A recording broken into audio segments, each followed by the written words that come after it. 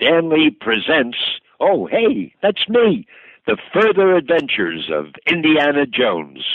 Excelsior. Welcome. It's time for The Further Adventures of Indiana Jones. Some of the greatest adventures of my life are sitting in this museum. Big deal. Pack your bag, grab your passport, and prepare to go globetrotting with classic four-color adventures of Indiana Jones. Oh, your teacher. Part-time. Mr. Henry Jones, Jr. of Princeton, New Jersey. I like Indiana. We named the dog Indiana. Now, what shall we talk about?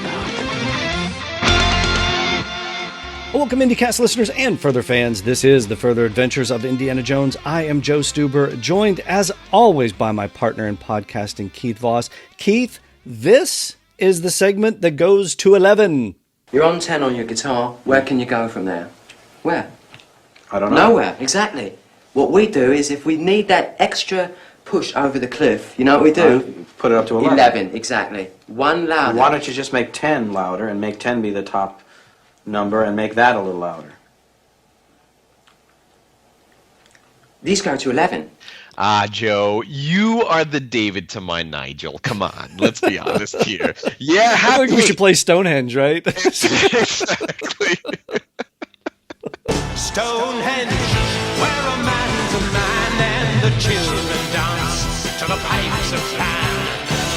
Good what was the one album that they hated? A shark sandwich, or what was that called? More like another type of sandwich. But anyway, happy 11th anniversary, Joe. We're here, 11th anniversary special. Happy Indyversary, my friend. Man, June 13th, 2011, episode 131. We're so old.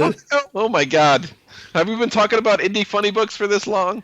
We have. We thought and the cool thing is that people keep sending us stuff and go, hey, did you know about this? And so that's what's going to drive this segment today. Finding something new, still finding new stuff to talk about. People always ask Ed, like, how do you talk about Indiana Jones for all these years? Us, how do you talk about the comic books? There's always something out there. We keep ourselves busy until Indy 5, right? Exactly. When is that coming out next year? Who knows? It's coming eventually, guys. We'll eventually get it. We'll get it, but we got plenty to keep us busy until then. We're fine. Look, we've got some anniversary greetings from the listeners. They were kind enough to send those in, so let's play a couple of those now. First, we have a message from Ron Longo of course, the Magic of John Williams specials. Take it away, Ron. Happy anniversary, Joe and Keith. This is your old pal, Mitch Halleck. No, this is not Mitch Halleck. This is your buddy, Ron Longo, wishing you a happy anniversary and thanking you for the great segments that you've done on all the great Indiana Jones comic books. The perspectives are great, and it's actually made me go back to read a lot more. Joe, good friend of mine. I spent a lot of time with Joe at Terrificon. We had a great time, and I'm also responsible for Joe spending a lot of money on those great 1980 movie glasses they used to give out because I kept sending Joe more and more, enticing him. And Keith, another great pal, not only do we share a love for Indiana Jones, but we are big John Carpenter fans. So I always like, reaching out to Keith, especially after all the new releases of the Halloween movies. We always have a good time.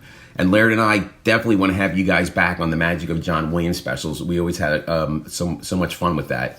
Also, it hasn't been released yet, but we joined Joe and Keith for the commentary on The Last Crusade, and that was a lot of fun. But again, happy anniversary. Keep it going. And, with Indiana Jones 5, I'm sure we're going to get some more comic books, so I can't wait to hear you guys dive into that. Yeah, Ron, my wallet did take a hit after seeing a lot of your fast food promotion glasses. Ron had sent some of those. So look, I'm OCD collector. When I get something, I gotta have. Aren't we all? I know it's so much so was it crazy that I now have officially a display case in the middle of the Comic Book Central lair. Oh, come on! It's a giant display case. I went and got tons. I got E.T. I got all the Star Treks. I got the Muppets. I got Superman. Look, I shouldn't say anything because here in Austria, when Force Awakens got released, they released these 4 little glasses filled with mustard for the Force Awakens with different characters on the glasses, and I'm like, all right, I'm eating a lot of mustard. We'll mustard it is. Take our money. collectors are collectors, right? Take our money. That's just what we do. And he mentioned the last Crusade commentary. Yeah, it's coming. I don't know when it's going to hit. Ed, let us know. Maybe it's out there. Maybe it's not. Maybe it's coming. I don't know. But it is going to join our Temple of Doom and Raiders commentary. So that is coming soon. Very cool. Complete the trilogy before we move on to Kingdom of the Crystal Skull with a couple of special guests. But yeah, Ron, hey, by the way, looking forward to our phone call about Halloween Ends when that finally gets released in October. Really looking forward to talking to you about that. By the way, Joe, we also heard from Harrison Ford himself. We did? Wait, no, it's the guy that sounds exactly like Harrison Ford. Well, it's pretty close. The voice of our Indiana Jones in some of our Raiders radio productions. It's Alex Levitzki. Hey, Joe and Keith, this is Alex Levitzki, your brother in arms. I just wanted to wish you both a happy 11th anniversary. It's an honor to celebrate this with you. You've been a great addition to the IndyCast. So, happy anniversary. Keep the shows going, they're running great. They say if adventure has a name, it must be Indiana Jones. But if adventure has a pair of names, it must be housed in the further adventures. Take care. Oh, man. Harrison. I mean, Alex, of course. Thanks so much for that message. You and the whole team at Raiders Radio Productions, you guys have been such an incredible addition to the legacy of the IndyCast as well. And we were never, ever going to forget your amazing work on Bridge to Yesterday. You definitely made it something very special. Thanks so much. I got the posters. I got the signed Bridge to Yesterday posters on my wall. I finally found some room for it. It felt like a real Indy release, like very much in the vein of Shadows. Like Indy 5 taking 15 years. Or whatever it is, 17. Exactly. Yeah, we almost took as long getting ours out, but I mean, hey, all good. We got it out, and we are super, super proud of it. And yeah, again, thanks so much for that message. We really appreciate it. And we also heard from friend of the show and longtime listener, Steve Rivers. Greetings, Joe and Keith. It's Steve from Calgary, and I just want to drop you a message, say congratulations on 11 years of the further adventures of Indiana Jones. It has been a wild ride, and I've been with you guys since day one. Now let's just hope this very time next year, on the 12th anniversary, we're going to be talking about the official comic book adaptation of Indiana Jones 5 and the return of Indiana Jones to the comic book world. It's an exciting time. I'm looking forward to it. Thank you guys for what you do and helping keep that spirit of Indiana Jones alive. And I'll talk to you soon. Now, thank you so much for the kind words, Steve. Always glad to hear from you. We also want to hit the Further Adventures mailbox for yet another anniversary greeting. Mister, get your arm out of that mailbox. I mean now. Oh, dear me. I haven't had so much trouble delivering a package since the incident in Vienna. Yeah, that's right. Friend of the show, Chris Rapley, he wrote in to say, gentlemen, just a quick note to say happy 11th anniversary. I am a massive fan of your segment on the IndyCast and the knowledge and enthusiasm you bring to the indie world. Hearing it was your anniversary got me thinking, what would be a suitable present for Further Adventures 11th anniversary? The answer is obvious, of course. More money. Indie. Oh, sorry. No. Send us your money. We'll take it. PayPal. No, I'm just kidding. More indie comics and graphic novels. Yay, of course. Fingers crossed that happens soon as we get closer to the much-awaited Indy 5. While we wait, please keep up your great work on the IndyCast. Congratulations and all the best for the year ahead. Thank you, Chris, for writing in. Chris. So much. We appreciate that.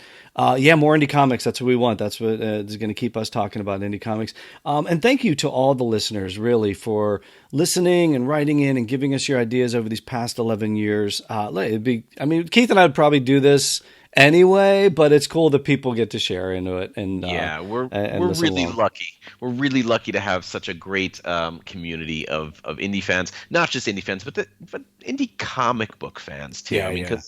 Because we've been doing this for 11 years, and we didn't think we would go this long. No, we thought we'd a couple of 34 issues. That's it. Do the further run and further run and done, right? Yeah. But I mean, honestly, besides our love for the character and our love for the four-color adventures of Indiana Jones, we love hearing what you guys think and also the sharing the passion with you guys. So definitely keep writing in. keep telling us what you love about these books. Keep telling us what you want to see. We're excited about really the future of Indiana Jones, because we are getting another movie, right? Maybe even two, some are thinking, but we are getting another movie. We have to be getting other comics, so that means we're not going away anytime soon. At least we hope not. At least, we're fingers crossed. We'll hang here. We've always got the Raven's Nest. Keith and I are usually just getting sloshed in the Raven's Nest anyway. Yeah, you know how it is. Pigeon flambe, all that kind of stuff. So, and I mean, we're hoping this isn't the end of the line for Indiana Jones in films or TV as well. Maybe we'll get some type of Disney Plus show. I mean, the future is wide open as far as further adventures go, right? I would say. Yep.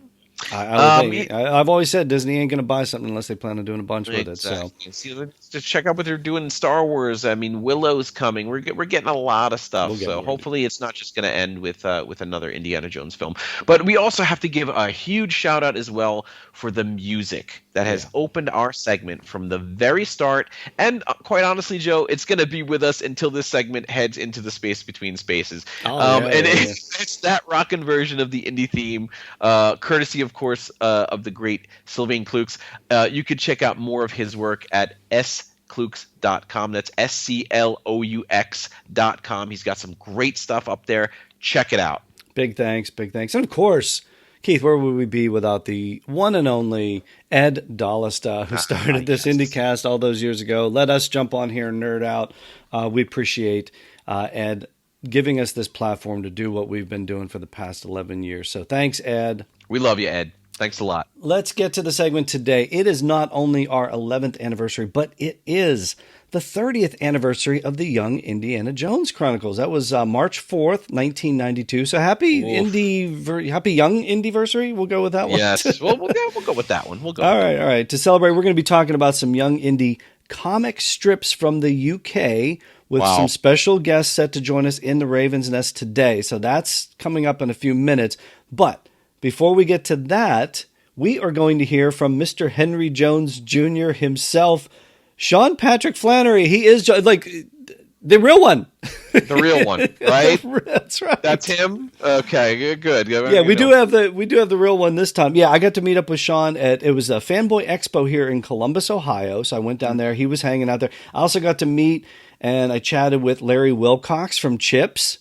Dun, dun, dun, dun, dun. Come on, Chips. We got on our bikes and I became a little kid again. Yeah, Dirk Benedict from Battlestar Galactica. I don't know how much of that interview I can put out there. Dirk. I might have to do some editing on this one. The great Dave Foley from Kids in the Hall News Radio, so many different voiceovers. So, and of course, look, the reason I had to go, Young Indy, of course, I had to be there for that. But also, the $6 Million Man himself, Lee Majors, was there. I mean, I got to meet the $6 Million Man, Keith. I mean, $6 million back then was a lot. Now it would be more like what, the $6 trillion man? I think they're going $6 billion or something. That'll impress me. I'd rather meet Lee Majors any day than Mark Wahlberg. Let's put it that way. So those interviews are coming up. I got a chance to chat briefly with all of them. Those are coming up on Comic Book Central. They may be out there depending on when you're listening to this, but check it out. Subscribe to the show, be sure, so you don't miss those. Today, I want to bring the listeners the indie stuff I talked about with Sean Patrick Flanery. So we talked about a bunch of stuff, but of course we talked about Young Indy. I got a chance to ask him about Indy 5. It was like the day that the photo premiered. So let's take a listen to that chat right now. Before the world discovered Indiana Jones, a young Indiana Jones discovered the world. For him, just growing up, This is Miss Prentice, was the greatest adventure of all. All right, here with Sean Patrick Flanery. I've got to ask you, I mean, as we're recording this, it's the day after Harrison Ford showed the brand new image from Indiana Jones 5. Did you happen to see any of that at all? I didn't see any of it. Okay. What are your thoughts about Indiana Jones 5? And will you be Indiana Jones at an Indiana Jones 6? Could you do that for us? I will buy tickets for every Indiana Jones that they make. If they asked you to put the fedora on for 6 and go back to the 40s or the 50s, would you do that? Nobody. I don't know any human alive that turns down a Spielberg and Lucas originated show. I don't know that human. And I'm certainly no exception to that rule. 30th anniversary of Young Indiana Jones Chronicles this year. So happy 30th anniversary for that series. One of our favorites, obviously on the IndyCast, definitely one of the favorites. You've described that as basically, what was it? Was it a 6-year film school? I think you. Yeah. I mean, Dave Tattersall ended up winning Academy Awards for being a cinematographer. So I got to pick his brain every day on set. I mean, he taught me what a key light is. He taught me the difference between a 16 millimeter mag and a 35, the pros and the cons, the difference in film stock. I've always been a pretty inquisitive guy. Just because I was an actor, I didn't just sit there and want to spout my lines. I was really curious about what made a good film good and what everybody's job was. So it was truly, 5 years of film school. Approaching the character, had you gone back and reviewed anything that Harrison Ford did, or even maybe River Phoenix in preps for the role? I watched them, but the television scripts were so different that it's almost its own incarnation. I know the name is the same, but when you read the scripts, they're significantly different, stylistically, conceptually, philosophically, and outside of the way that Harrison Ford would put his hat on and take it off and turn it. Outside of that, no, it was again, the research was all in fade in and fade out. Looking back now, 30 years later, did you have any favorite guest stars or any favorite moments from the set? Man, I was the one unknown actor on that entire show. I mean, when I got off the plane in London, the first casting, the call sheet was Vanessa Redgrave, Christopher Lee, Elizabeth Hurley, Catherine Zeta-Jones, Sean Patrick, who the hell? I mean, it was pretty cool working with all of those people who even if you hadn't heard of them yet, the word on the street is I could list everything that they'd done. Maybe they weren't household names, but Daniel Craig played T.E. Lawrence. It was, and everybody said before he got there, they're like, oh, he just finished this and that and that. So I knew he was a very good actor. That was my first gig. Catherine Zeta-Jones, I think. Catherine Zeta-Jones, and she wasn't even a big name yet either, but everybody knew she was this up-and-coming hot property. Same thing with Elizabeth Hurley. So I knew, even though the public wasn't aware of them, all of my agents and everybody knew that they were the next big deal. So I was a industry peon compared to everybody else I worked with. Sean, you always have a place on the IndyCast. Happy 30th anniversary for Young Indiana Jones Chronicles. We love it. We hope there's more. We hope there's a reboot with Indiana Jones, or at least a going back to the 50s. We talk about that all the time. 40s and 50s with you in the fedora. That's what we want. Like I said, nobody says no to opportunity like that. Thanks so much. You're very welcome. George Lucas presents the Young Indiana Jones Chronicles.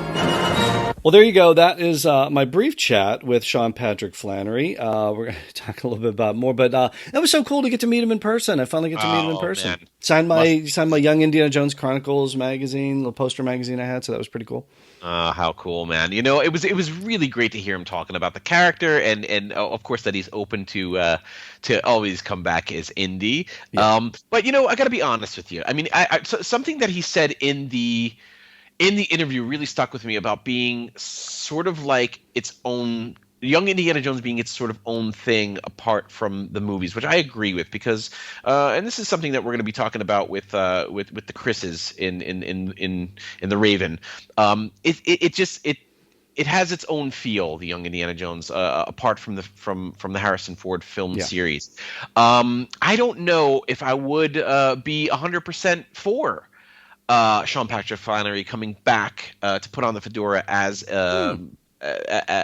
Indy, let's say in between Last Crusade and even Kingdom of the Crystal Skull, something for like I think that would take me really out of that I don't know, out of the experience. I would be constantly thinking that's not Harrison Ford. That is young. I get that.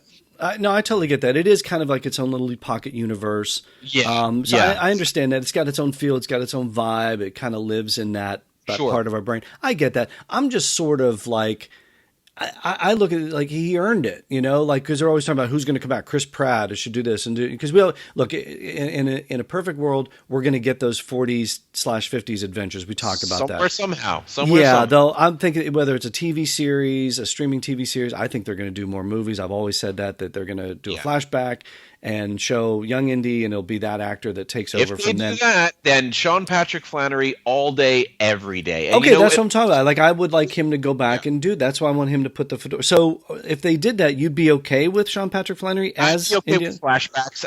Even if flashbacks, but not the full movie. Not the full thing.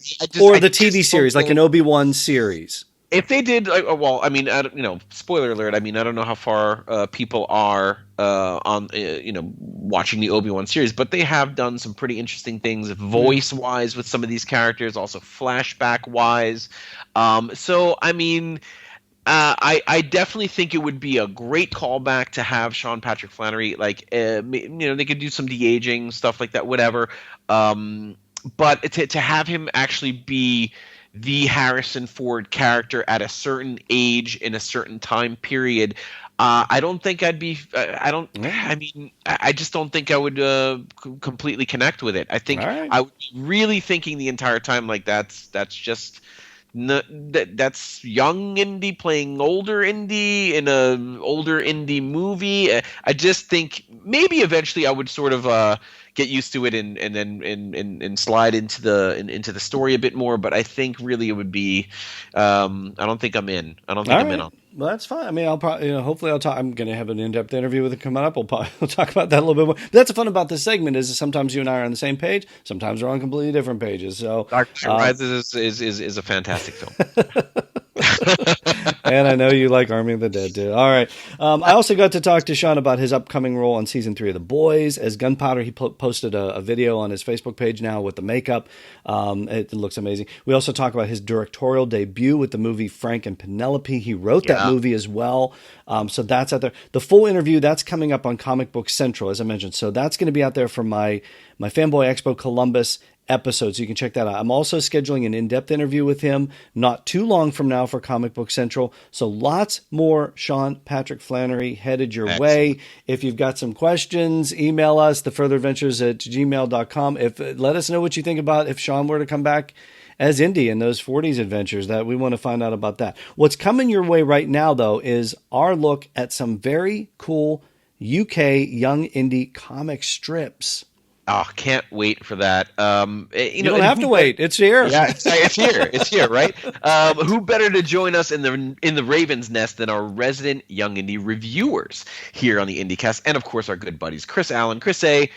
From IGN in the UK, of course, and Chris O'Keefe, better known as Indiana Mick himself. They're waiting for us at the VIP table. So let's head on into the Raven's Nest to, of course, celebrate 11 years of Further Adventures and 30 years of Young Indy. And we've been talking for a while, Joe. I hope they're not too drunk while they're waiting for us. And all that talk before about the pigeon flambe, maybe they already placed an order. We'll see how many rounds they're in already. We got to catch up. Let's head in.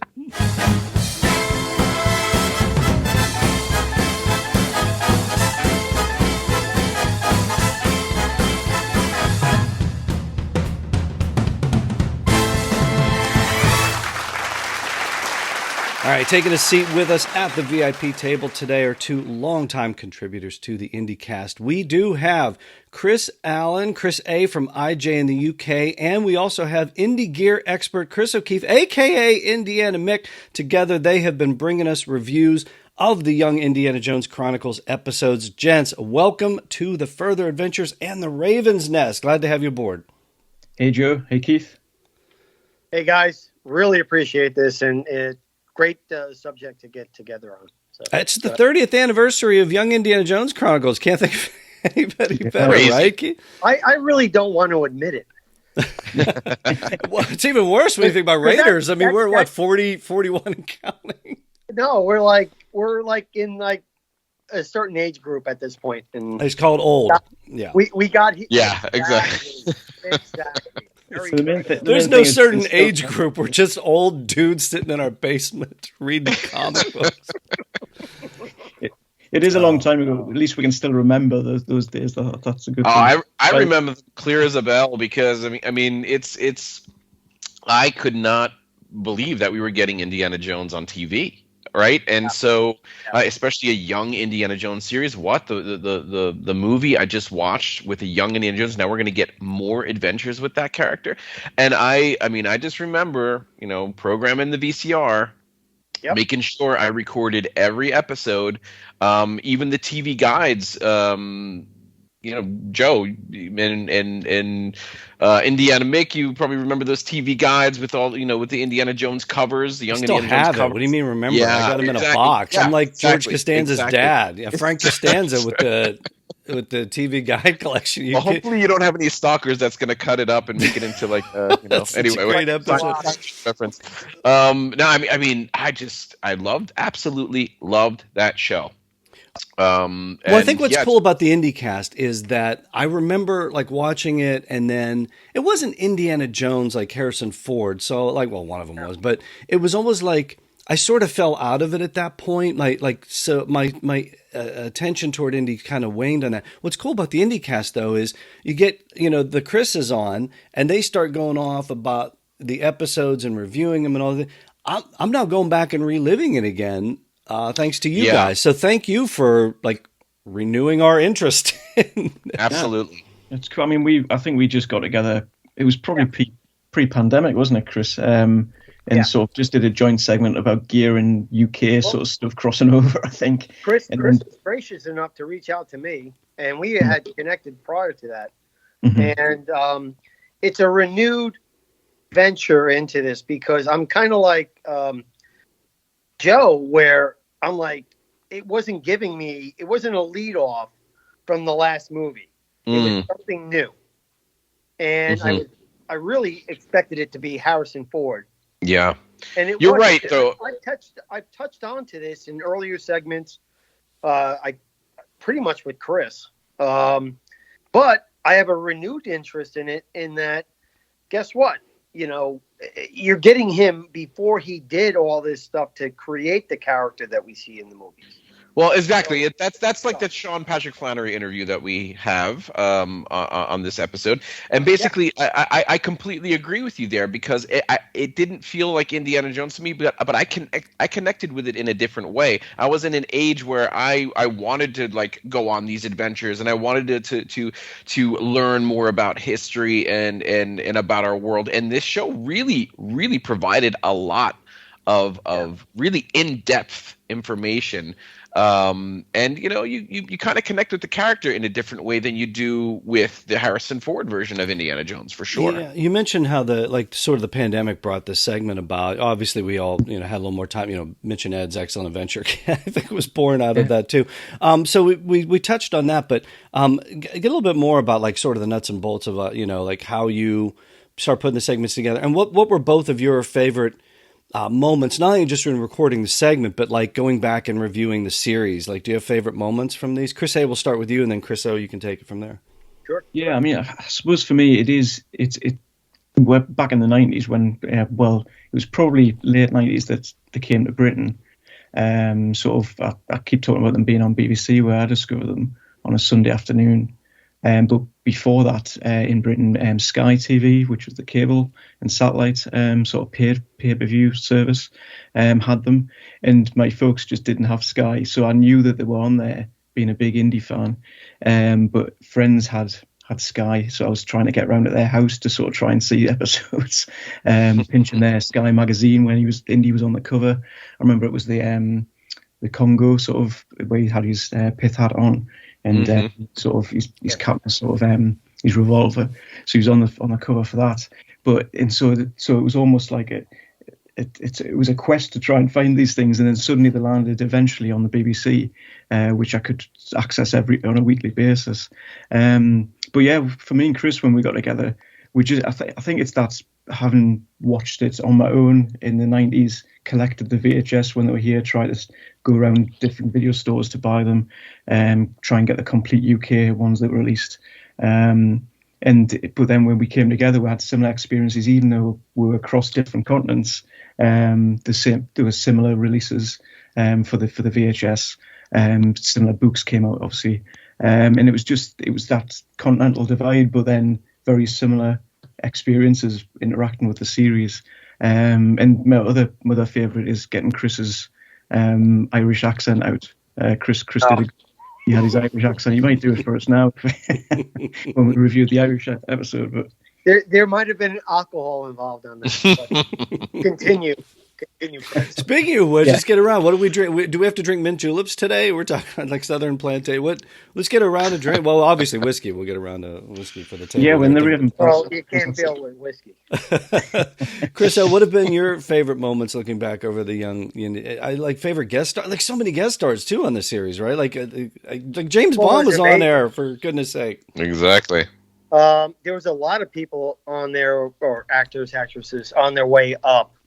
That were in that series. I looked at this series differently than I did when I was, at that time I was of drinking age. So comics and certain things went by the wayside, and women and booze and sporting events.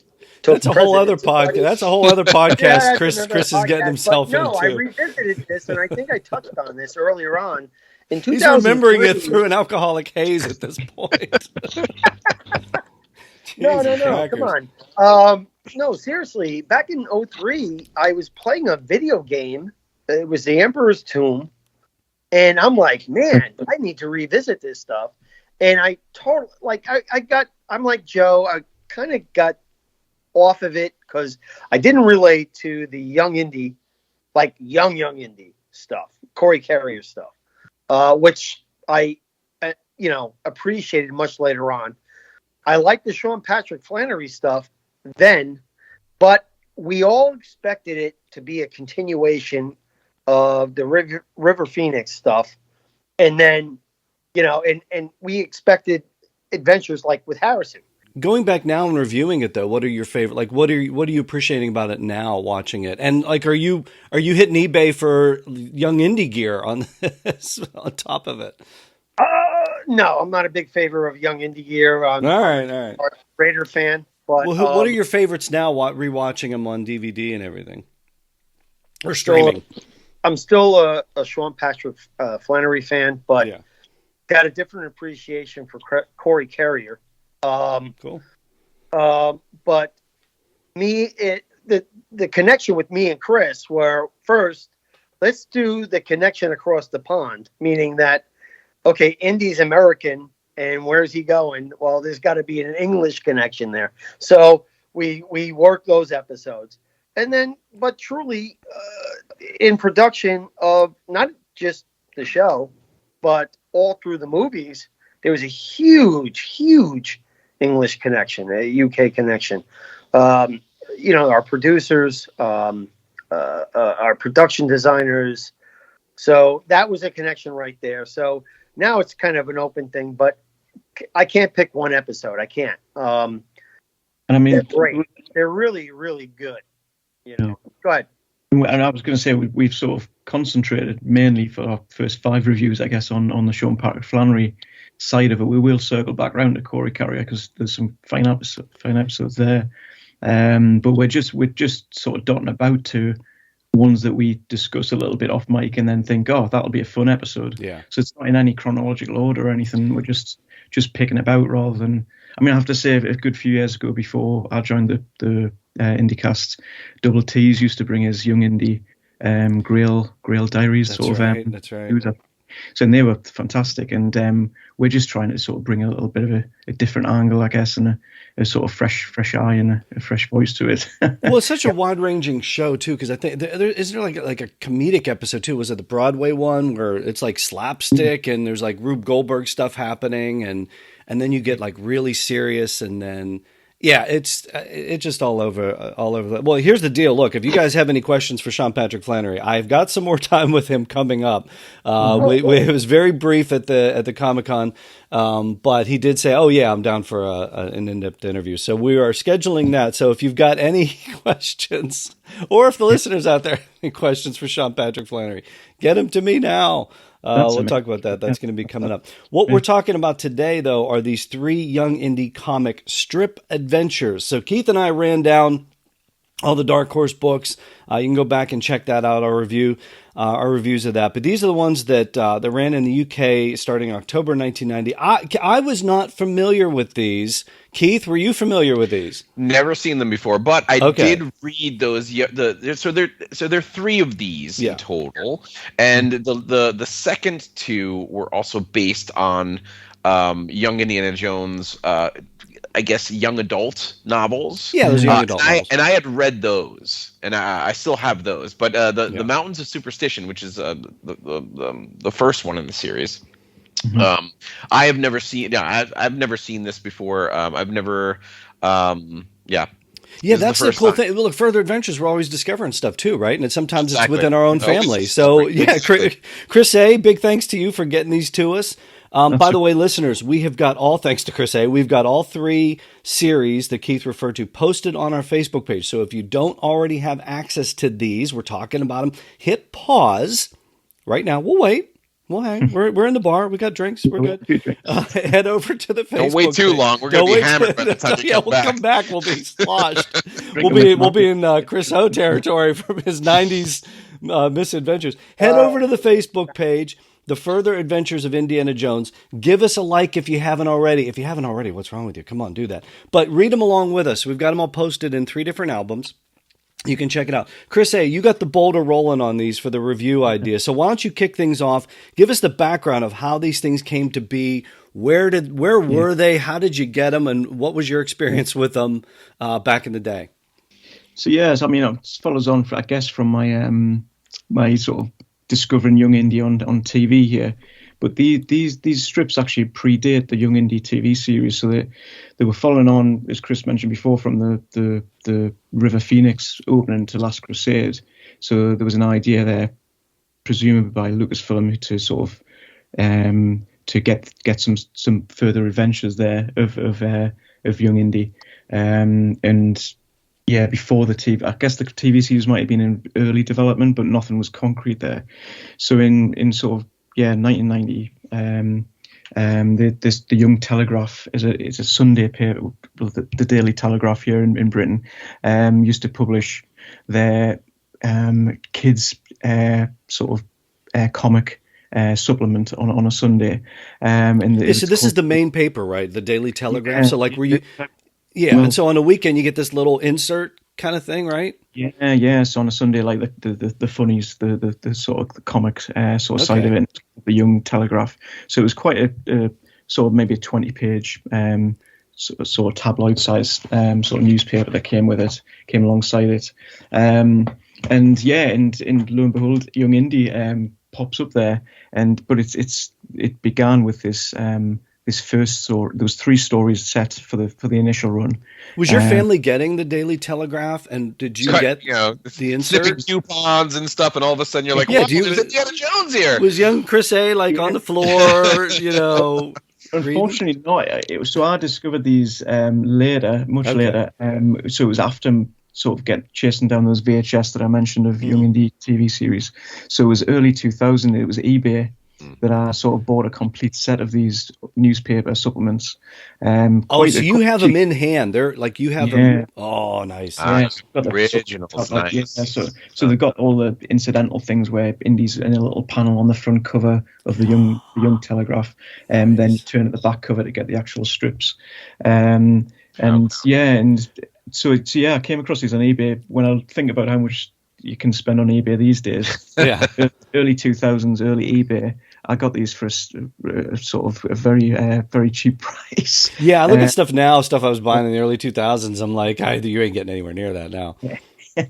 and then obviously, like all of us, I'm sure, we're members of the Raven, the message boards for the Raider.net, as early Indy fans. And I just happened to, I was on there as Brody is Dead at the time, was my handle on there. And so I started posting quite poor photographs of these strips up and just saying, has anyone ever heard of these?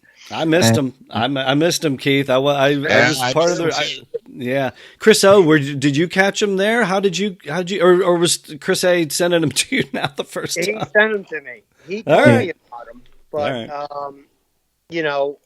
we were talking about something off subject, but about the British comics, but they didn't actually publish a comic book.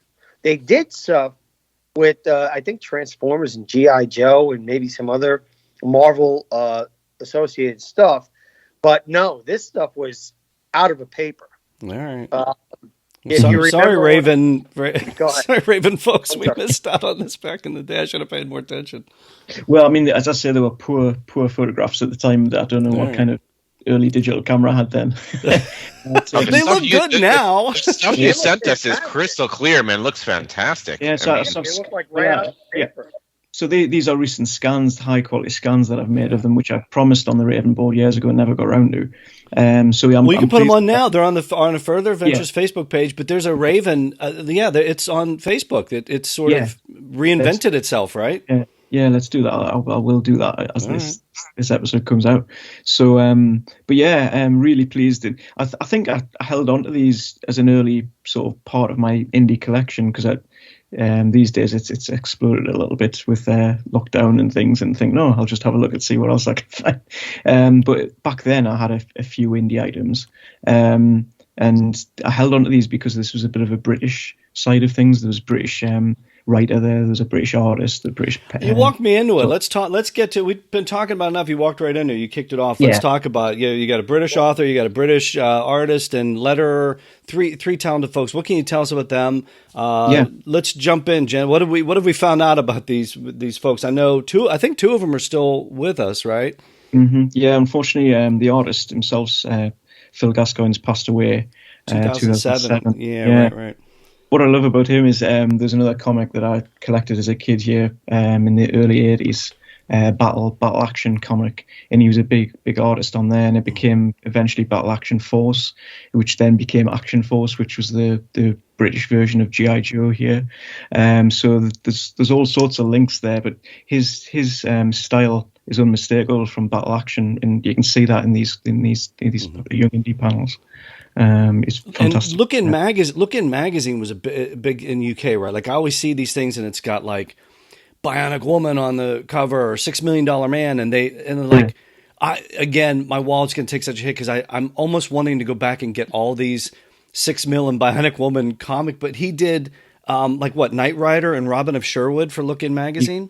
Yeah, and I've got a couple of Lookin which I should go back to because I've got two that Indy appeared on the cover, like Harrison Ford when Raiders and then Temple of Doom came out. So I should look back through those and see if any of Phil Gascoigne's art's within those sort of issues as well. Great artwork. And the writer who came up with these stories, the first in these three is an original story, The Mountains of Superstition. Simon Jowett. He's still a writer today. Scripts. He's a script writer and he teaches script writing. But yeah, he's written for all sorts of comics and things. But then just this indie landed on his doorstep, which was nice. We're always talking about the James Bond connection. I'm doing some digging on here.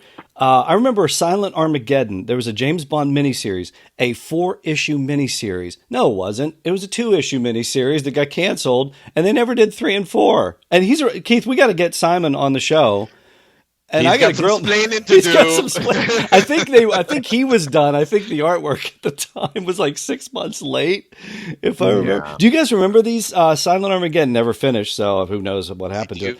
And Shattered Helix. Yeah, I'm a big James Bond fan too. So yeah, I remember that. I mean, Chris O, do you? Oh, I'm sorry. Go ahead, Keith. I'm a big James Bond fan, but no, I missed on that one. All right. Well, you didn't miss because they've never finished. So go ahead, exactly. Keith. Go ahead, Keith. You remember these, right? No, I was. Yeah, I mean, I was a man when I found out that Dark Horse had all these licenses. Yeah.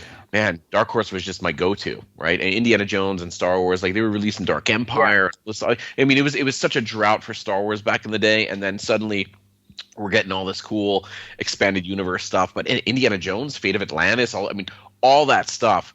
It was just a gold mine, no pun intended, because that is going to be sort of the first, the subject of the first young Indiana Jones strip we're going to be talking about. It was a gold mine of stuff, right? I was just collecting Dark Horse constantly, and they did release some James Bond stuff, didn't they? I mean, there was still a few. Yeah, right. This is really towards the end of me collecting, and you know what? I'm sorry. I didn't mean to bail on you guys back then. But then again, I didn't know you back then. It was such a mixed bag, though, right? In the 90s? Like, it was, you know. No, I'm talking like transition from late 80s to early 90s. Yeah. And I was starting to get out, and I didn't mean to, but Dark Horse was coming up. And Dark Horse had really cool stuff. Okay, I'm going to tell you something straight up. I'm OCD and ADD. So let me get that out of the way. So I think that's most collector. That's the most collector's mentality. All right. So I shifted I was into cars and women towar's that part. And booze. Yeah, we got got that. We're talking about the comic books. We got the cars, the women, and the booze.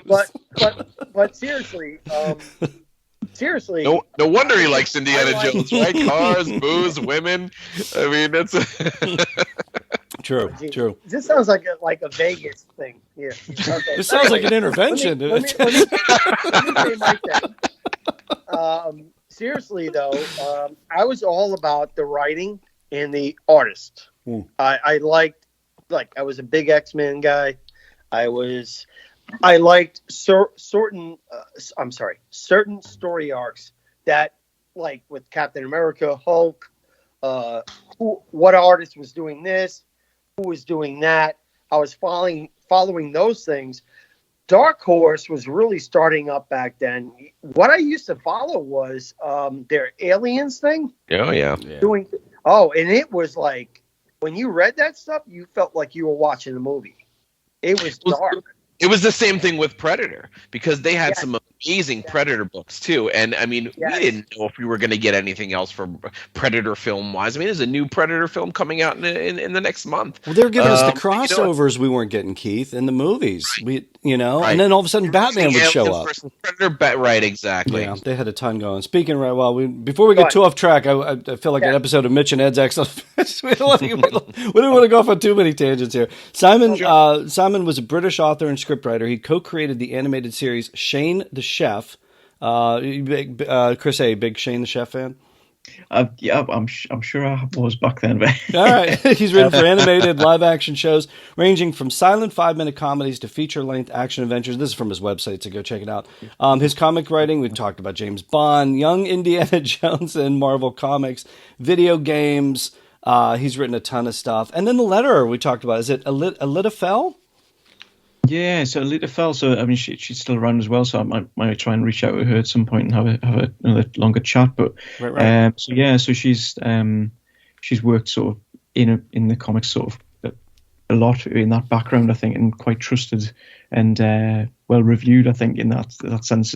In 2000 AD, 2000 AD, big in the UK, right? Yeah, and Simon talked.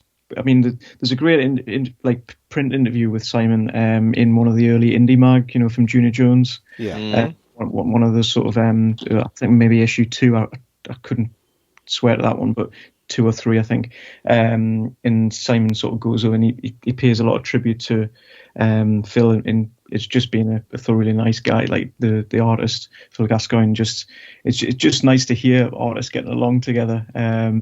Rather than it being the struggles of not finishing, with that James Bond project, and it's nice to sort of when things go so well, and it sounds like Simon was just impressed by the artwork that Phil came up with, and it sounds as if it was, apart from Lucasfilm getting involved by the end of it, and sort of because the TV series was being then developed by the end of this three story run, they didn't want anything that would wreck the continuity they were starting to establish. Right. So I think that's why it didn't continue past the 3 stories we've got. It's this cool little window of time that we come in, and just to wrap up with Alita, she's after comic books and lettering, got a freelance graphic designer. She has a website. She's into rug making, silk paintings. There's a whole bunch of stuff out there, so you want to check that out. ELITTA. Is the first name, FELL, Fell. So check that out. But we do have this cool little window post Last Crusade, pre TV series, and we get this it's like set. Correct me if I'm wrong. Like 9 months after Fedora put the hat on young Henry Jones Jr. If you want to know this is a perfect time slot, and then it also falls into these young indie, as Keith alluded to earlier, these young adult adventure novels. 2 of them are based on that. So let's talk about it. The first one is an original story. It's Young Indiana Jones and the Mountains of Superstition, or depending on which episode you're reading, could be In the Mountains of Superstition. They're all over. The Mountains of Superstition are everywhere. October 6, 1990. Set in Arizona, 1913. It's a 12-part story. The other 2 are 10-parters. Let's talk about this, folks. This is based on a real thing. These mountains exist and they're haunted, right? Ooh, scary. I mean, it's so, as you say, it's Arizona. So Utah was, I suppose, where Last Crusade, sort of young Indy, took place. And so his scout troops definitely traveling a little bit. And yeah. And I mean, sorry to interrupt. I love seeing the scout troop back again. I thought that was kind of cool to see, like an additional adventure with the scout troop. I mean, we do miss Herman here, though. He's not with them, is he, Herman? I don't think. I mean, there's a character that really looks like him with glasses, but he's got more hair than Herman. Is Ketz the new Herman? Yeah, Ketz is the new Herman. Exactly. Herman got fed up and left. Herman was getting horse sick too much, wasn't he? Yeah. But yeah, no Mr. Havelock though. I don't think it's a Havelock. Mr. Havelock's not there for sort of leader of the scout troop. But as you say, yeah, Joe, you've just sort of let us know recently about the real history of these superstition mountains. And yeah, the Old Man Waltz is the character who they sort of stumble upon, and we get the history of. But he was a real prospector, and interesting. It's either fable or myth, or possibly still waiting to be discovered. His gold mine that's in those mountains in Arizona. Isn't that the coolest thing? Because it is sort of like this mythological thing that Simon had tapped into there. PhoenixGhosts.com. I'll send the link to Ed. He can put those in there. And Discovery.com has one on the gold mine in the Arizona mountains. But go ahead. Yeah. So take us into the tale a little bit. Yeah. So I was really taken by the real history of it, and the mysterious deaths of people who go looking for these treasures over the years. And obviously, in real life, Jacob Waltz sort of died late 1800s. But within this story, the scout troop get lost as usual, and then stumble into these caves, and then discover.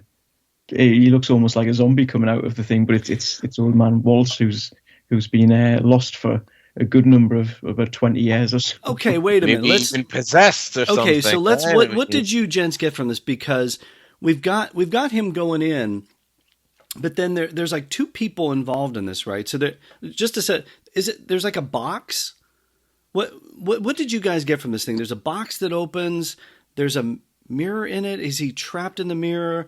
We've got Pietra. Pietra Deaver is in. I kind of got lost a little bit. I kind of felt like I was in the caves of super. Chris O, were you lost in the mountains of superstition along with me? Did we bring a bottle? No, that's all we need. Right? I read the comic. I'm going to be honest with you. This was new to me. Chris sent me all this stuff probably about a month and a half ago, and I really enjoyed it. When they focused in on everybody, they got everybody's likeness really good. Yeah. River and Dad. Perfect, River. Because we're reviewing, I think, 3 segments, not segments, but what was in the newspaper or the Telegraph at the time. But anyway, I was with it. I liked it. I enjoyed it. I think the box it's a bit like J.J. Abrams' mystery box, isn't it? Yeah. No, okay. the box was supposed to carry that spirit or something like that. Keep it trapped. Of Jacob. Jacob's in there, right? Okay.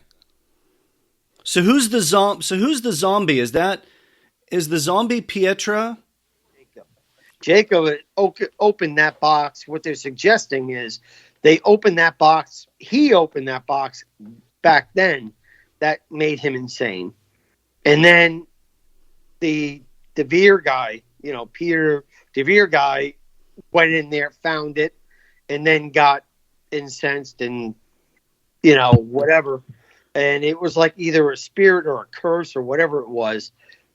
But, he could influence other people. Because if you read it, he looked into one of the kids' eyes and like mesmerized them.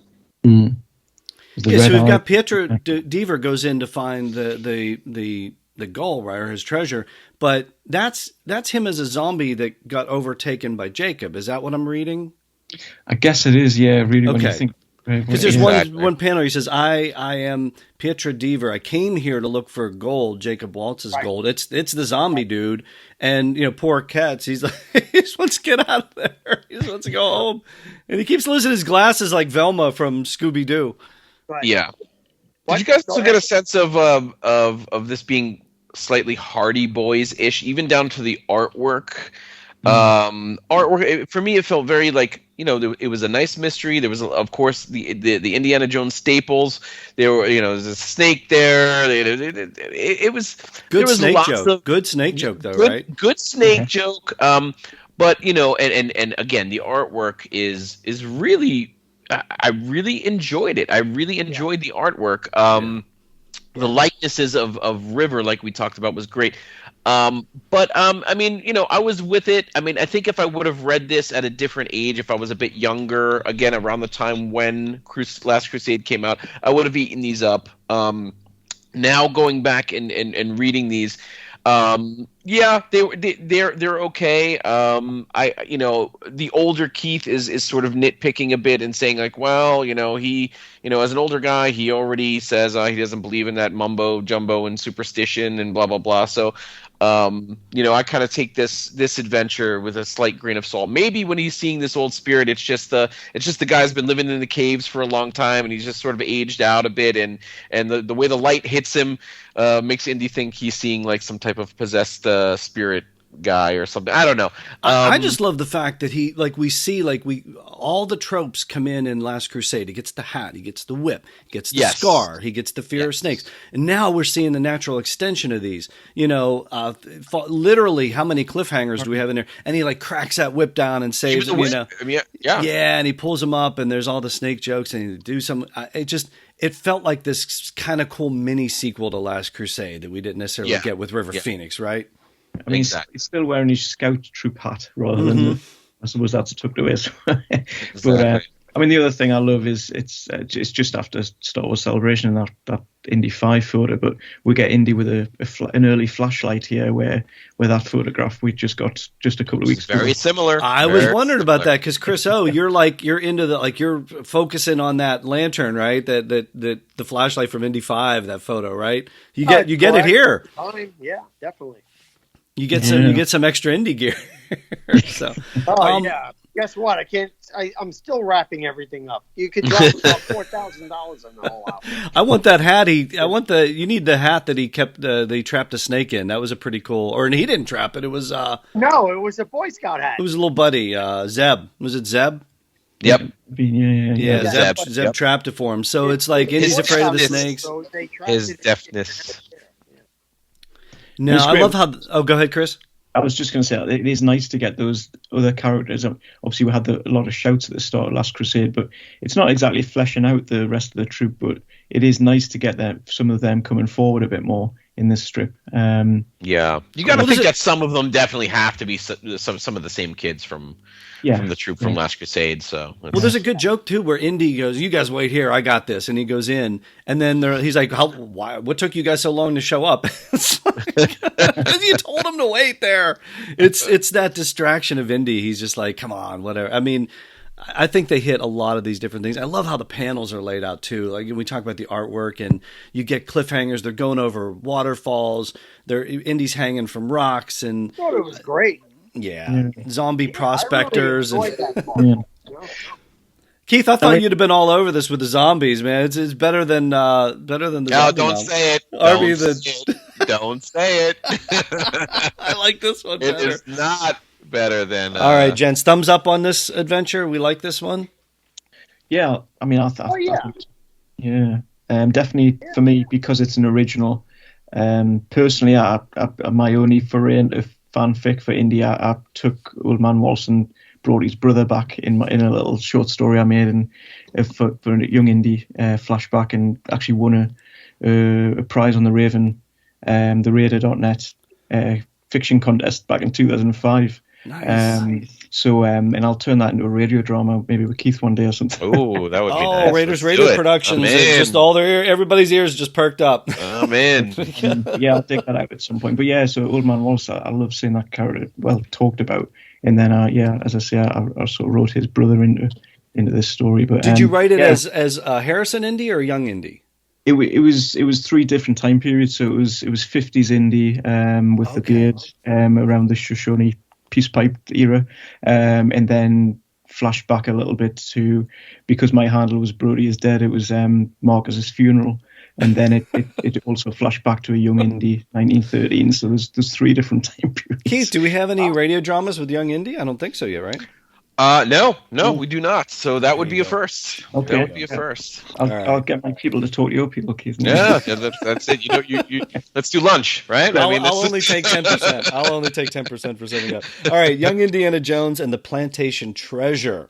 This was a 10-part serialized comic adaptation. This is a young adult novel, the same name. Young Indy is with his father in Georgetown, lecturing at the University on Medieval Literature. Indy, however, travels to the Carolinas, where he follows the trail of a Civil War slave in the Underground Railroad.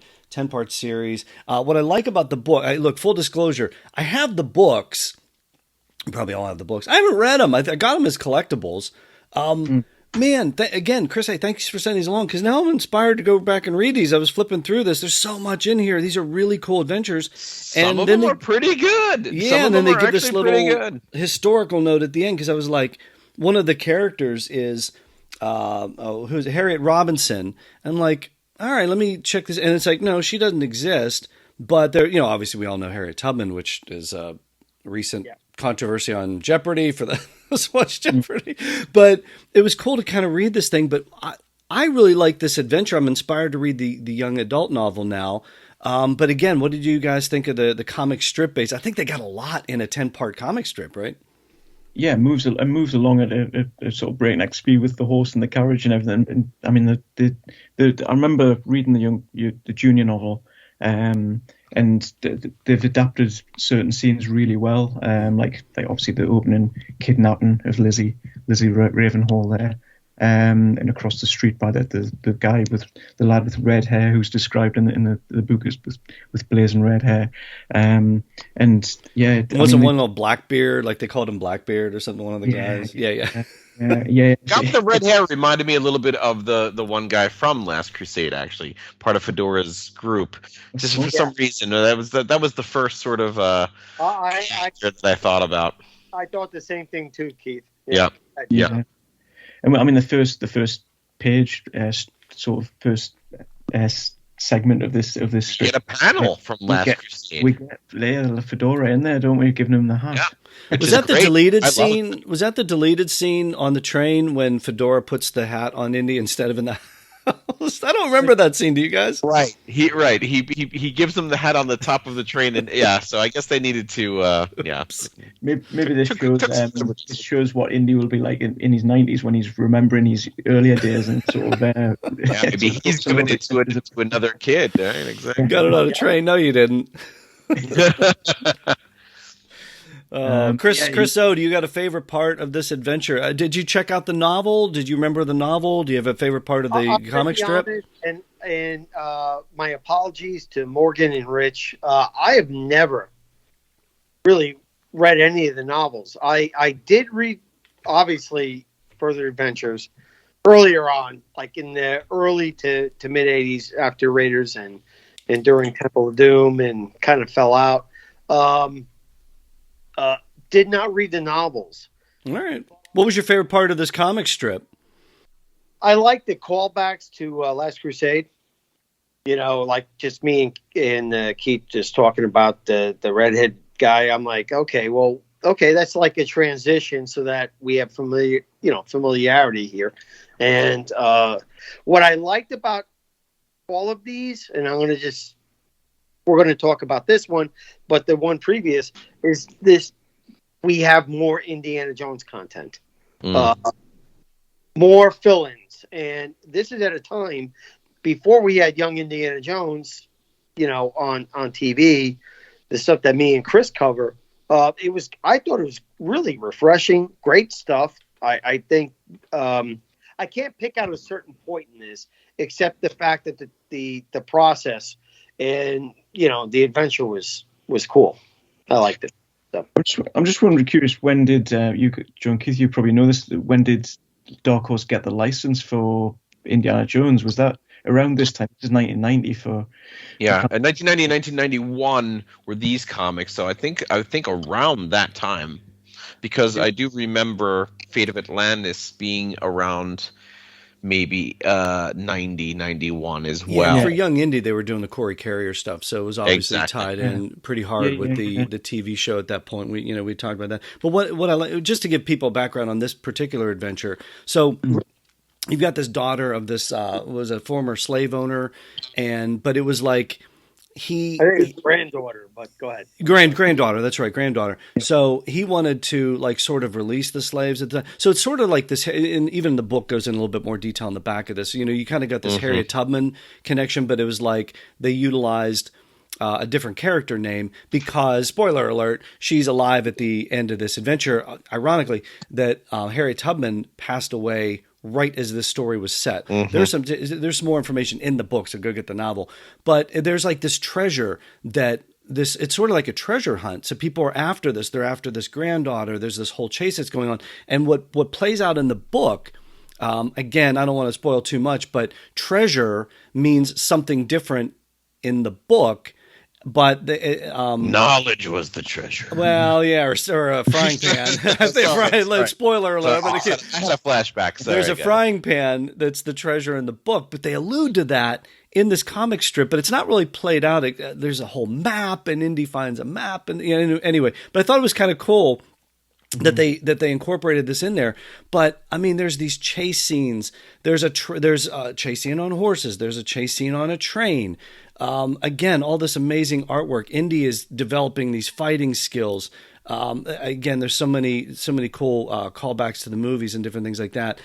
These great overlapping. I mean, the overlapping. Yeah, exactly. Yeah, exactly. But to Chris A's point, like these were like for little kids on a Sunday morning, right? Looking through Dad's paper, and it's like boom, boom, boom, boom. They're hitting us with everything. So I just think that the pacing of these things really works out. But it's cool to tie it in with the novel too, because then you get to see it fleshed out. Absolutely. You're fitting that much story into the short. Maybe it's 10 or 12 sort of different issues of the newspaper. I mean, I love that Henry Jones Sr.'s got his pocket watch out again that he has in Last Crusade on the plane. And then Indio, there's Indy's straw hats. That's another piece of Indy gear to sort of chase down. Maybe. I was wondering, Chris O, are you going to now do a segment on straw hats? You guys want me to? Yeah, let's get that straw hat. And in the book, she gives him a new one. After reading this, you better. There is the science to this. Yeah. There's a lot of background to that. And in my adventures, a really great hat, a really great Penabo straw hat takes a lot of work and is not cheap. Well, don't tell that to young Indy because he couldn't care less about him. But it was like his dad was like, Junior, we're in the South. This is my great Sean Connery imitation. But he's like making him wear a straw hat. And in the book, there's a callback at the end of the book where she's, I know you're wearing your straw hat and you lost it. Here's a new one. Indy hates the straw hat. Which is a great little joke there. Well, back then they might have been cheap, but now, I mean. From the Susquehanna Hat Company? No. Come on, Abbott and Costello. I make an Abbott and Costello reference and nobody picks up I got it. Oh, man. I got to deliver these hats to the Susquehanna Hat Company. Susquehanna Hat Company? Is that a Susquehanna hat? Yeah. I thought the likenesses in this one too, by the way. The likenesses weren't very they didn't jump out at me as much as the first Mountains of Superstition did. I mean, like I felt it was more of a generic Indy, more of a generic Henry Sr. But besides that, like I said, these panels are just filled with exquisite artwork. I really loved the coloring of all of these. They really felt very, very of the time, very old school. I absolutely love them. Very detailed, but I don't know what happened with the likenesses between the second and third one. Maybe rushed, maybe timing, maybe rushed, because they had to get these things out for the newspapers. Rushed to get these out. I mean, the rest of the artwork is just absolutely phenomenal. I love it. Are any of you guys bothered by how many adults, large adults, are willing to beat up a 14-year-old boy at a moment's notice? Yeah, he does have a black eye at some point, doesn't he?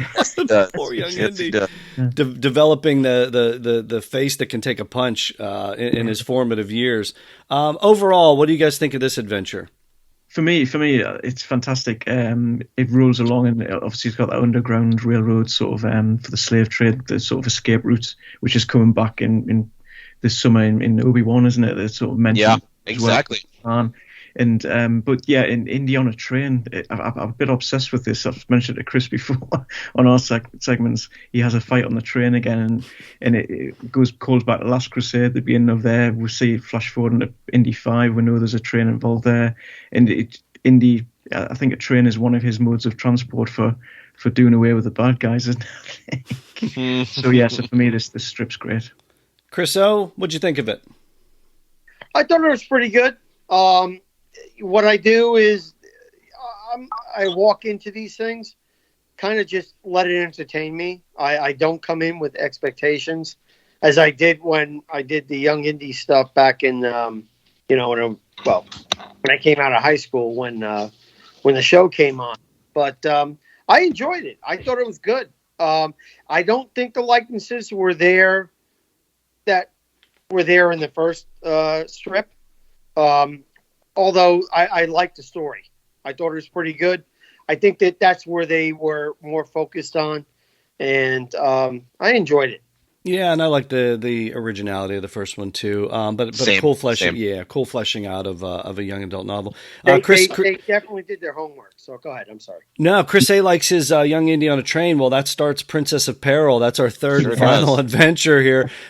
Chris A, take it. How about Indy on a Train in this one? What do we got? What are we looking for on this adventure? Again, another one that's sort of adapted from a junior novelization by Les Martin this time. Before it was William McKay, but although he's listed in some of the back of the books as Rob McKay, so that it's interesting with that author. But this is Les Martin, who wrote quite a number of these younger Indy stories. And yeah, he's in Russia, 1913. So it's about 4 years before the revolution. And it's another Travels with Father, which I love. Mm-hmm. So pre the TV series, but I suppose this is post Corey Carrier, sort of in the timeline. And he's reading a Western book, isn't he? All about Wyatt Earp. Yeah, exactly.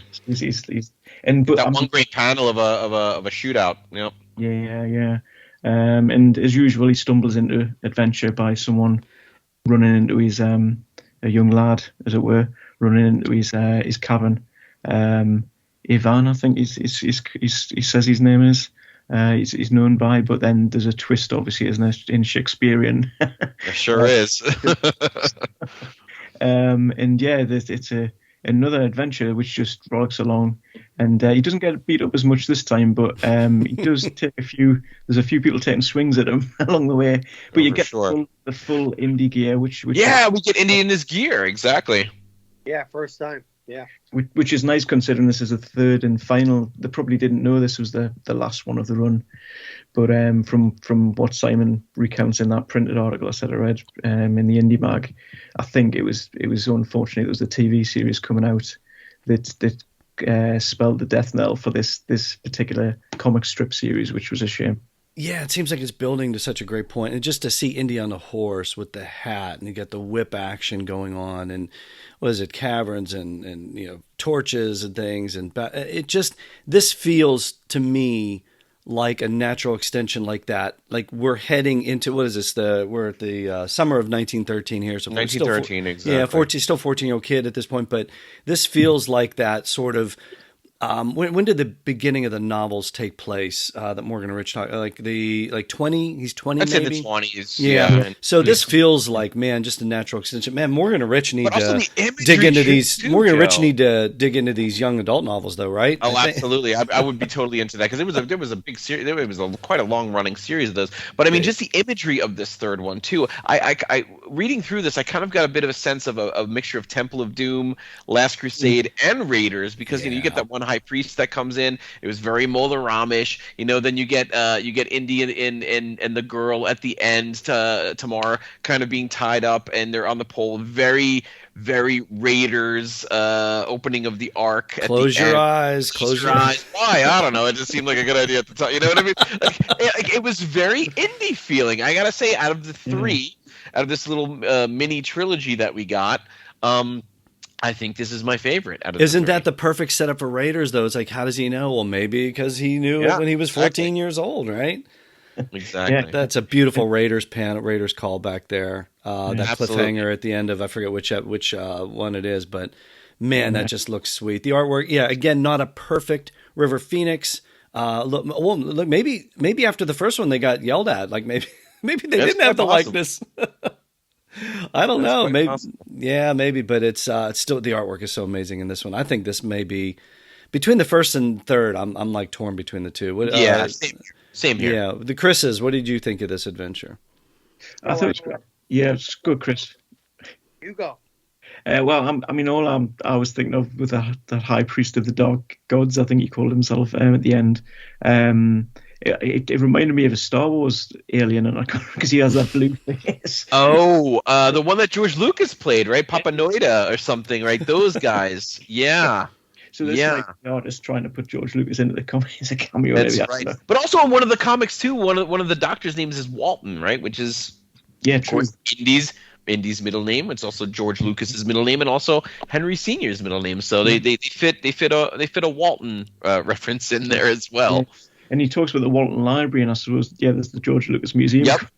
Exactly. And this high priest, like that little hood thing he wears, it reminded me a little bit of like Beneath the Planet of the Apes when the survivors when they were worshiping the atomic bomb.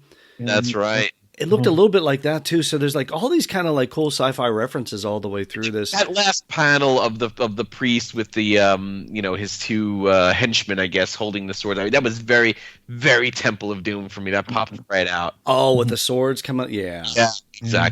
Exactly. Chris O, your thoughts on Princess of Peril? Where's this fall into your three here? I liked it. It was good. I'm still Mountains of Superstition. I think that's my favorite of the three. But I like the lead. I like the story arc in continuing young Indy. And we get to finally see him starting to transition to his outfit, as he progresses in, to the movies and whatnot. I thought that part would have put it over the top for you. I was thinking this is Chris. I was really going to lock into this one. My OCD kicks in, but you know what? I'm a comic book, so artist interpretation. That's all good and well. I just was like, come on, man. When they were like, "Don't look at the fire," I'm like, dude. I'm like, come on, man. Oh, you went the other way with it. Oh, you did. All right. Come on, guys. Come on. That's interesting though to see how indie fans take that differently. Like one is like, no, leave that for Raiders, and then some of us are like, no, it's awesome because it's interesting that we all have different takes on that scene. But you know what? Does it kill me? No. It does. Yeah, especially if there are kids reading this, you know what I mean? And they do eventually go to the right. Yeah. Okay. And they do see the movies, then they're gonna, they'll associate that and be like, hey, that's kind of cool. But for us who know those movies in and out and go back and see this stuff, we're like, hey, that's a nice little reference right there. I don't mind it as much. All right, so for me, I think 1, 3, and 2. That's where I'm going to rank these. Keith, where are you ranking these? I think I'm going to do 3, 1, and 2. That's where I'm ranking these. I really like the third one. I really felt that was like a Temple of Doom, shocking. It was a bit more Temple of Doomy, which is probably why I'm going towards that one. Shocking. And I liked the way it ended with him just sort of laying on the bed and saying, I got a book to read. You know what I mean? It was kind of Yeah, I really enjoyed all three of these, to be honest. Just to kind of read something I haven't seen before, and to also sort of refresh those two young adult novels in my mind again, and to get an original young Indiana Jones story that I've never read before. Man, I had a great time with these, to be honest. I really did. Crusade, rank them. I think 1, 2, 3. I'm a big chronology person, and things have to be just right and go in the right order. So talk about OCD. There's your OCD. I mean, yeah. Talk about. I mean, the Raven, narrator.net has the Indy timeline, doesn't it? I remember writing one myself just before I discovered the Raider.net, right. Trying to line everything up, and when I was a sort of younger fan. But yeah, for me, for 1, 2, 3, I think. 1, 2, 3. Chris O, where do they land? I'm with you, Joe. 1, 3, and 2. Even though I have that issue with, kind of a callback to Raiders, but overall, really, yeah, I'm 1, 3, and 2, and I enjoyed them all. It was so. I'm with Keith on that. It was refreshing to see something new that we hadn't seen before. So. We've got them on the Facebook page of the Further Adventures of Indiana Jones. Chris A is going to post them on the Raven, yes? Yeah, of course, All right, you're going to get them out there. Man, I really appreciate it. What's next for you, gents? What's going on next? We know we've got the Indiana Jones. What's the next Young Indy review? What's the next IJ in the UK going to focus on? And what's the next Indie Gear segment going to focus on? Go, Chris. Yeah, I mean, we've talked about the next Young Indy, probably towards the autumn, end of summer. I think, Chris, if I'm not speaking out of turn, but and we've talked about continuing with Sean Patrick Flanery. As I say, we will circle back around to cover Corey Carrier. With enough respect and stuff, but we're just having a lot of fun with the war years and the spy years that we're on now. So there's a good couple there to ponder on. But we haven't quite decided which one yet, have we, Chris? We're working on it, but we try to keep it, Well, whatever you're doing, do it faster. No, sorry. They're working on it. I said, well, whatever you're doing, do it faster. Hey, Chris O doesn't like callbacks to Raiders. No, I like it. I'd rather be kind of. I know, we're busting your hump. We're busting your hump. A scene, We're busting your hump. What's next for the Indie Gear? What's next for Indie Gear? In the meantime, I've got a couple of people in the. I got an autograph guy right now that actually is a good friend. So he'll come on and maybe share some experiences with some of our favorite celebrities involved with Indiana Jones. And then I have a gear person coming up. So that's what we have in the pipe. And then, it's also working in with Chris. And that's pretty Straw hats. I want a segment on straw hats. That's what I want. IJ in the UK. What's next for IJ in the UK? So I mean, I suppose probably this summer I would like. There's a lot. I mean, I know it seemed that I exhausted all of the Indy 5 filming for the UK here last year, but there was quite a bit that I didn't cover. Thank you, Chris, by the way. It was a pleasure and just my thrill to be able to run around a bit with that finally. But yeah. So there's a few road trips I want to take in the not too distant future, which I didn't quite get to last summer. So I'm going to do a bit of a look back to that summer of Indy 2021 when they were here in the UK, and fill in some gaps that I didn't quite get to. So that's a little bit of a teaser, I guess, and a few couple of IJ in the UK on the road. Can't wait to check that out. Gents, it has been a joy celebrating 30 years of Young Indiana Jones with you and going over these wonderful tales, and inspiring us to go back to the Young Adventure. Oh man, there's so much Young Indy goodness. Who needs Indy 5? We got Young Indy to keep us busy, right? Thank you both so much for joining Keith and myself in the Raven's Nest today. Thanks, guys. Thanks, guys. And I have to say before we go, obviously we're talking about 30 years of Young Indy, but it's 11 years of the Further Adventures, of course, as well, isn't it? So a big congrats to you two. Thank you. And just for keep bringing things out of Happy anniversary, guys. And things like this. Yeah. Great job. Thank you both. And I think we saved Chris A some production time. he always does the best anniversary greetings, and I think we saved him some time this year. So thank you both for that. I'm into that sound effects library, so I'll on your 12th anniversary you'll get a double. So. We're glad we could celebrate our 11th anniversary with both of you and the 30th anniversary of Young Indy. So keep on keeping on, and thank you both. Thanks, Joe. Thanks, Keith. Thanks, Joe. Thanks, Keith. Thank you, guys. All right, big thanks to Chris and Chris for dropping by today to talk about these very cool comic strips. They are, again, we posted all 3 adventures on our Facebook page, The Further Adventures of Indiana Jones. Thanks again to Chris A. for sending those along. He's going to post them in the Raven, so be sure to give that page a like as well. You can check them out there. If you haven't already, if you were following along with us, cool, they're even better, because then you can see what we're talking about. That was the best way to do it. But we want to know what you think of those Young Indy adventures. How do you rank them? Go read them, and then tell us how you rank them and what your favorite parts are. Keith, how do they get hold of us? Oh, man, we definitely want to hear from you guys. So how to do that? Drop us a line, of course, at thefurtheradventures@gmail.com, and you can also comment or message us on our Facebook page. As always, we want to hear from you. Okay, that's it for the day then. Okay, folks, that is all the time we have for today. We've got a couple more guests that we're trying to lock in for some future segments. We're, again, scheduling-wise and all those things, but we've got some ideas for some upcoming segments, so be on the lookout for those. And, of course, like a Mark 7 tank barreling towards the Canyon of the Crescent Moon, our commentary for Indiana Jones and the Last Crusade is going to be barreling towards us at full speed and should be online very soon. And don't forget to remember your Charlemagne. Let your armies be the VHS tapes, the DVDs, and the Blu-rays on your shelf. And the 4Ks to get the whole thing. 4Ks, of course. Pop in the VHS. Make it fun. We'll watch it there. Like, we had so much fun recording that with Laird and Ron. We had the whole gang coming along for us, and that is going to join our Raiders and Temple of Doom commentaries that are out there on the IndyCast. So we hope you'll join us for our Last Crusade commentary, and we hope you join us the next time we get together right here on The Further Adventures of Indiana Jones.